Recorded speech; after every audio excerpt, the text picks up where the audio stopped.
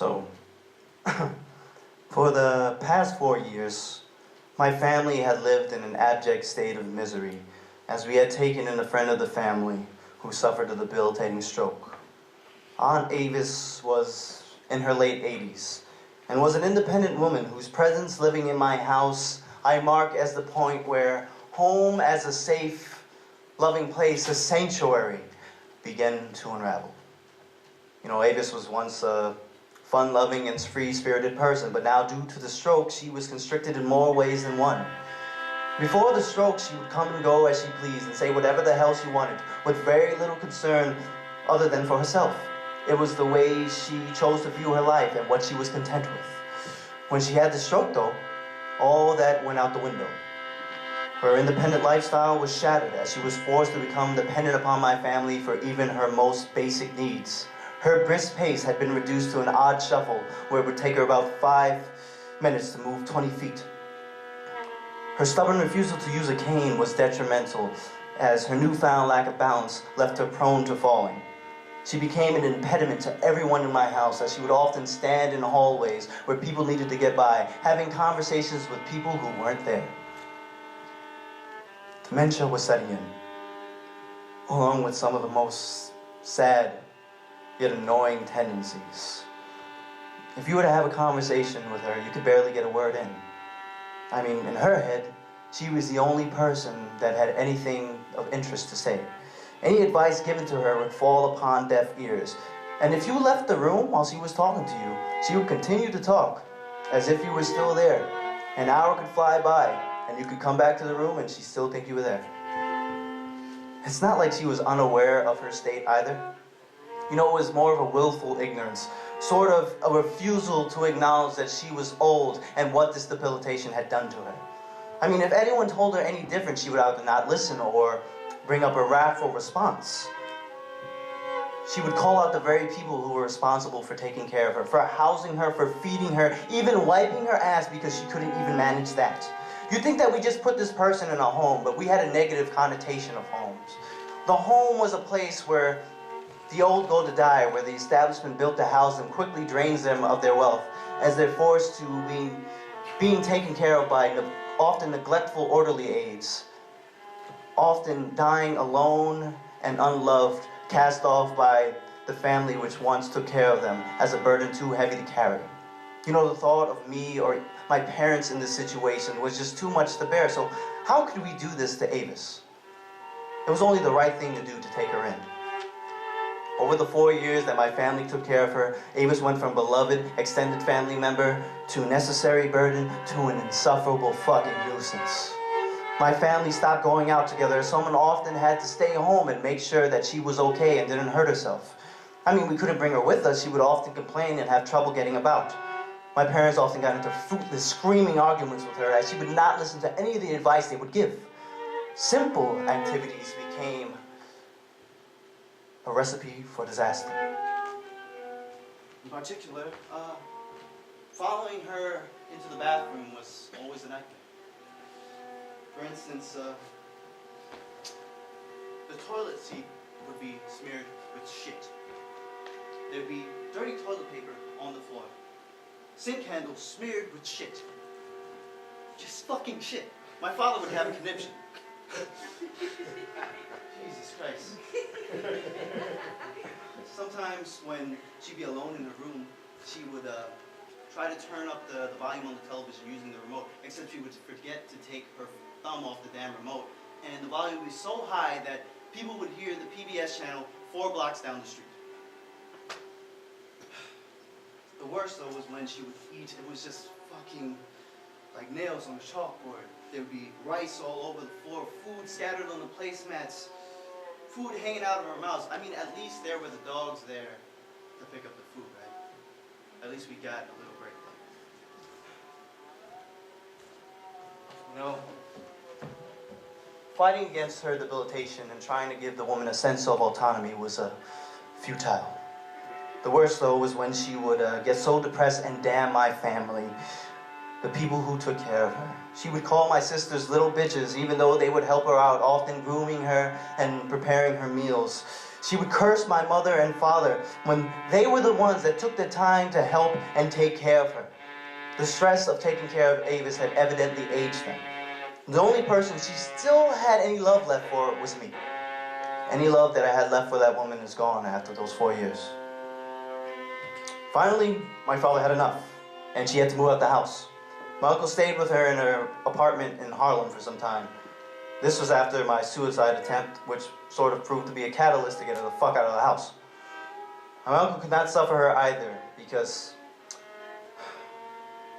he just couldn't deal with it. Some friends of hers took her further up north into Maine, and where we haven't heard from her since. I say good riddance. The woman I once loved is no longer there. Avis's presence during this period had created a tension among my family that left us prone to fighting and deliberate isolation. You think that when she was removed from the equation, the damage would undo itself. But no, the damage was done, and things only seemed to get progressively worse at home. There are times where, with all that is going on, I find myself at a complete loss, and I feel trapped. It's right then that I want to take that step in front of the train. It's right then that I want to take a gun and put a bullet through my head. It's right then that I want to take the katana and wrench it through my gut. It's right then that I want to jump off the fucking bridge. It's right then that I want the lethal injection. But you see, all I want is a consolation.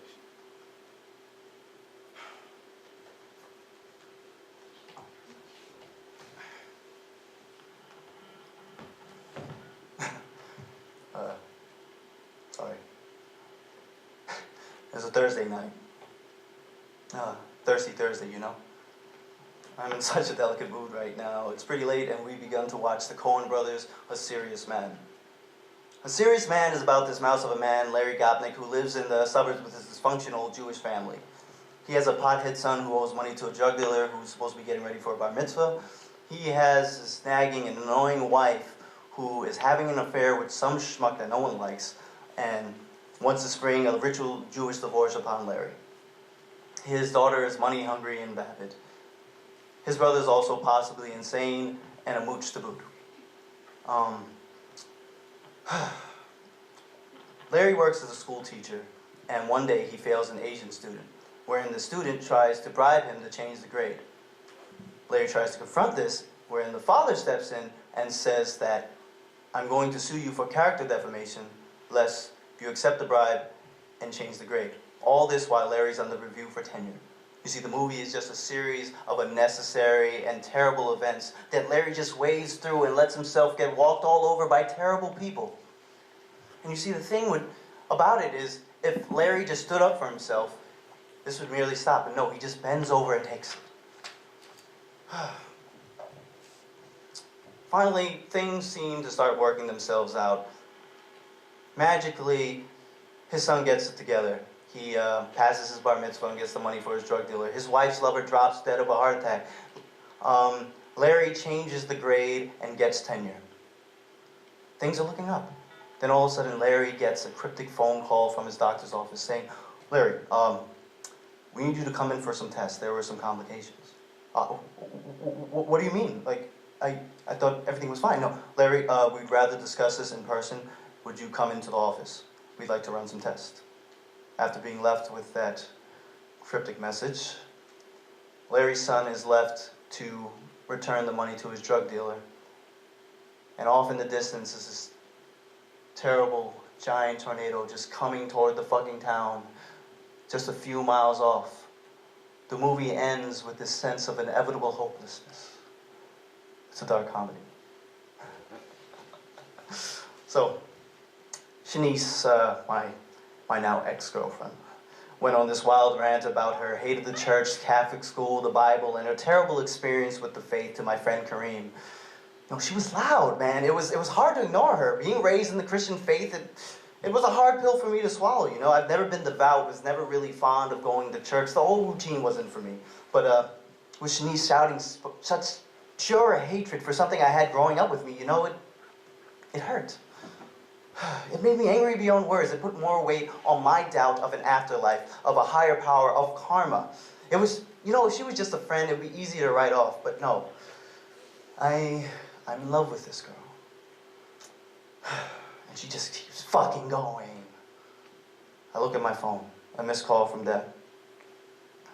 I retreat to my bedroom as Shanice continues her rant to Kareem.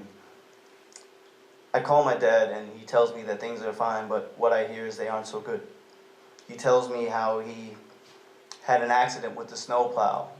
I hear this and my anxiety begins to take shape in my voice and in my hands as my voice quavers and they shake. My dad hears this and as expected he tries to get me to relax, to just calm down. He makes a joke, I laugh, the tension is relieved a bit. At last, some relief. We say goodbye, I hang up the phone and I return to the common room. I snuggle up next to Shanice. Things weren't all right in my world, but aside from her rant, I knew that she was there for me. And for a moment, it was as if all my troubles had disappeared, as if I fell into her embrace. Strange because it all started with her rant. You know, I have this reoccurring problem in my relationships. Like, religion is always a taboo subject. There's an old saying that goes, if you want to stay friends with somebody, don't talk about religion or politics. So why do I willfully ignore that? Shanice's fiery opposition to my beliefs almost seemed to mock me, and I held dear ideas and concepts that I never knew held so much weight until they were threatened. It's like, you know, fucking Jesus died for our sins, man. Don't fucking try to tell me otherwise. You know, my track record in this department has always been terrible. I tend to get offended and blow up easily, but not today. Today, I need to hold back. I want this relationship to work. This is not an important problem in the grand scheme of things. It's just an opinion. I just want her to stay. But as I sat in silence in her arms, an inner monologue began to brew. I wondered about these beliefs, instilled mostly by my parents. I wondered how they apply to me in this present moment. As the movie finished, I seized my chance and I directed my rant at Kareem, the only person willing to listen without a stake in something. Shanice listened intently. At least she was silent.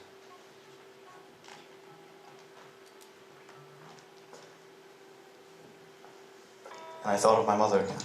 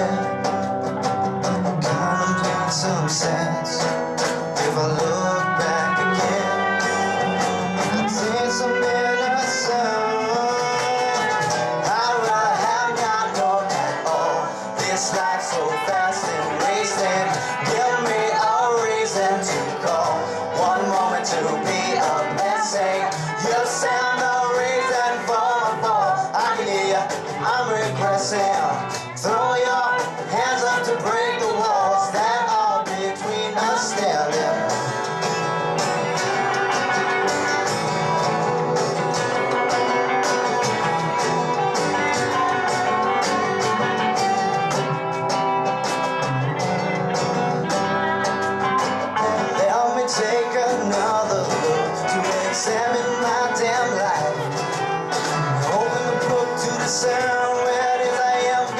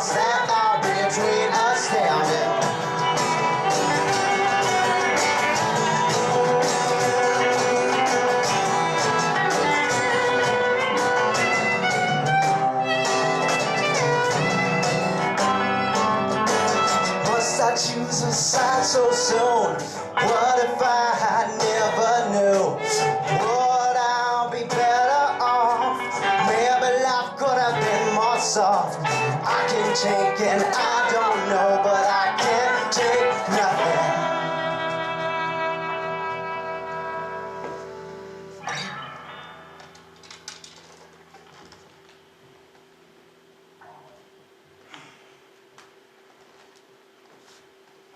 You know, sometimes I feel that Purchase is like a limbo. I like have this moment of clarity where I realize that this isn't real. You know, like that shit in the Odyssey. What do you call it? Calypso's Island. You know, right? The longer you stay, the more pleasure you get. You spend 4 years here, and then if you have more money in your pocket, you can stay a little longer. This is not real life. This is at best an artist haven. And there's those who don't really care to leave, like those super seniors still here selling weed in the apartments. Y'all know who I'm talking about. Every time I hear some drunken screaming, most specifically on G Street, I'm reminded that this is not real life. And that's not the only thing that weighs on me. I told you before, my dad got his finger caught in the snowblower. He told me he's worrying about his mom, my Viola, and the side effects of the medication that she's taking. It makes her itch and she falls asleep out of the blue. It was stressing him. And being so preoccupied with worrying about his mom and just trying to get rid of the snow, he had an accident. And telling me he was trying to make me laugh and feel better. Like everything is going to be all right, son. You know, this is something that worked when I was little, but I'm not anymore. I can read between the lines. I know everything isn't all right. They say God to a child is their parents, or some shit like that. I was raised to believe in a God, but my mom and dad were the most tangible masters of the universe I had available to me. Mom and dad were superheroes. I mean, kids at school used to call my dad Iron Man, so. But now I'm a legal adult, and I see my parents are just people. People for whom I have an immense love and respect for that they may not even comprehend. I'm 21 now, and I see my parents getting old, and it scares me. They don't do the things they used to. You know, they fight all the time. My dad, he used to bench 300 pounds, and now his body's just getting all fucked up, and his arm's all out of whack, and his torn quad. He tells me how stressed he is, how we're tight on money. My mom, she used to be chill too, but she's been tired for as long as I can remember. He tells me how she feels that everybody's against her as she's trying to push Christ on my family. I'm on the fence. I don't know what's happening, but I just know everybody's tired. These were the people that were supposed to hold it together because if anyone could, it was them. Now these faults, their shortcomings, their old age remind me that this is finite. I'm not going to have this forever. There's going to be a time when they are not there. And that fact just scares the fucking shit out of me. I find myself regretting not playing catch with my dad when he wanted to. You know, I always hated baseball, and that was always my reason. I was always looking for an excuse not to.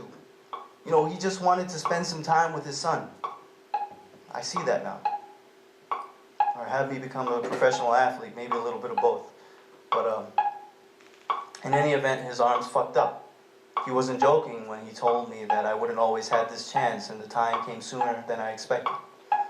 All the times my mom would try to get me to sit down and just have a conversation, I would be exasperated. You see, I just wanted to do something else. I didn't want to talk to my mom. I was like, I was a kid in high school. What was I supposed to do? I just want to play video games. These moments are few and fleeting now. Time is speeding up, and I'm counting the steps toward my grave. All the things I took for granted are staring me in the face, and I'm like, what the hell is wrong with me? You can't make up time. I don't think so. No matter how you fool yourself, 21 years have come and passed, and I can't change anything that's already happened. Suffice to say, death is not a man I'm on speaking terms with. And yet I'm obsessed. You see, my tia Lude passed away in August. She had cancer and was in the hospital. I went to see her on a Thursday. I went with my dad, and we went to see her in the hospital, and she looked like she was getting better. She looked reasonably well. We were laughing and we were joking with her. We said a couple things here and there. We stayed for a couple hours. She looked really good. They were going to transfer her tomorrow. She looked like she was going to pull through. You know, funny how everybody seems to look their best when they're just about to break out. I remember Saturday, I went to a club with Shanice and my friend Simon. We had got into a fight on the way there, and I was determined to have a good time, though. We got in the club, and I turned off my phone to conserve battery life, and I danced like nobody was watching. And, I mean, you really have to see it to believe it, because you all know I don't dance. So, it was a big deal. I got out the club around 2 a.m. Missed call from Dad, turned my phone back on, and said, your dear Lune passed away. I called my mom, I called the house in complete disbelief. I mean, I just fucking saw her. I just fucking saw her. She was good. My mom tried to comfort me, tired as she was being 2 o'clock in the morning. She said she's in a better place now. She's no longer in pain. I tell Shanice the news and we walk back to the car. I sit in silence for some time. You know, I wasn't that close to her, man. There was always an issue with the language barrier. I didn't see her that much. My Spanish was never that good. But you know, I had my memories. And with those, they started to flow through my mind, becoming tears that overflowed my eyes, and I cried out in disbelief as this couldn't possibly fucking happen.